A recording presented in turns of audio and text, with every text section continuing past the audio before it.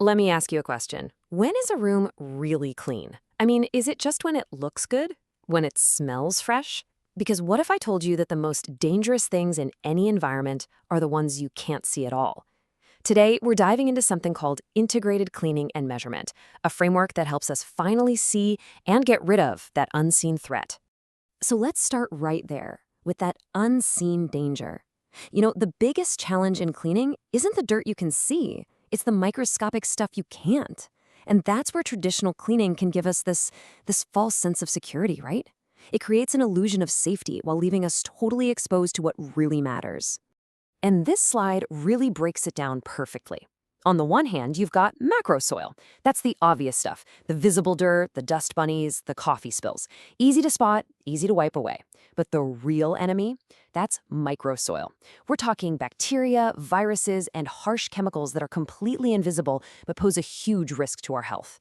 This is the stuff that actually makes people sick. Which, of course, brings us to the million-dollar question. How do you fight an enemy you can't even see? Seriously, think about it. If your only tool is your own eyesight, you're pretty much fighting blind. And that means we need a totally different strategy. And that new strategy, it's all built around a single core idea, a principle of prevention.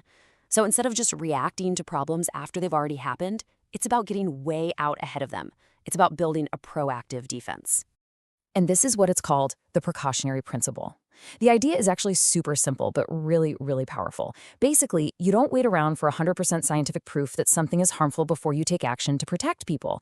It's like you wouldn't wait for a nasty flu outbreak to start telling people to wash their hands, right? If there's a credible risk, especially when it comes to health, you act first to prevent it. This quote just nails it. The whole point is to act before the harm is fully quantified. You don't wait for people to get sick to decide to improve your cleaning process. The goal is to protect people from the potential for a threat, not just clean up the mess after the damage is already done. Okay, so if we can't see the danger, how do we actually act on it? Well, we have to find a way to make the invisible visible. And that, my friends, is where the incredible power of scientific measurement comes into play. And here's why that's such a game changer. The old way, just looking at things, is honestly so misleading. A countertop can look absolutely spotless, but it could be teeming with microbes. The integrated cleaning and measurement method, on the other hand, uses actual scientific tools. It's all data-driven, it's objective, and it gives you the real story of what's going on in that microscopic world.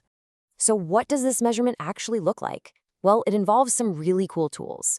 You've got things like ATP meters, which can detect the organic gunk that germs love to eat. They're particle counters that measure all the tiny and visible things floating in the air that we might be breathing in. With these tools, you can finally get a real, data-driven baseline for how clean your space is and even compare it to industry benchmarks to see where you stand. But here's the thing, just taking one measurement isn't really enough. The true power of ICM is turning this whole process into a continuous cycle of improvement. It creates a framework for just getting better and better and better over time. And this is how it's done, using something called the plan, do, study, act cycle. It's a loop. First, you plan your goals. Let's say you want to lower the germ levels on doorknobs. Then you do it. You try a new cleaning process. Next, you study the data from your measurements. Did it work? And finally, you act. If it worked, great. That becomes the new standard procedure. It's a simple, repeatable loop for constant improvement. The whole point of this cycle is that it forces this huge shift in your mindset.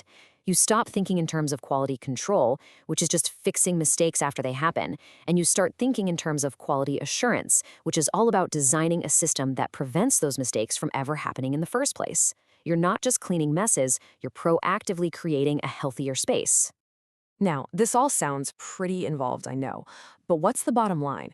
Does this whole structured, data-driven approach actually pay off in the real world? And the answer is, oh, absolutely yes. The return on this investment is massive. When you focus on getting rid of that microsoil, you're directly impacting people's health. That means fewer sick days and higher productivity. It even protects the building itself. Less dust and gunk means your HVAC systems run more efficiently and last way longer, which saves money. And honestly, when you can walk up to your boss with hard data proving how clean things are, you earn a whole new level of respect. So all of this leaves us with one final, pretty powerful question to think about.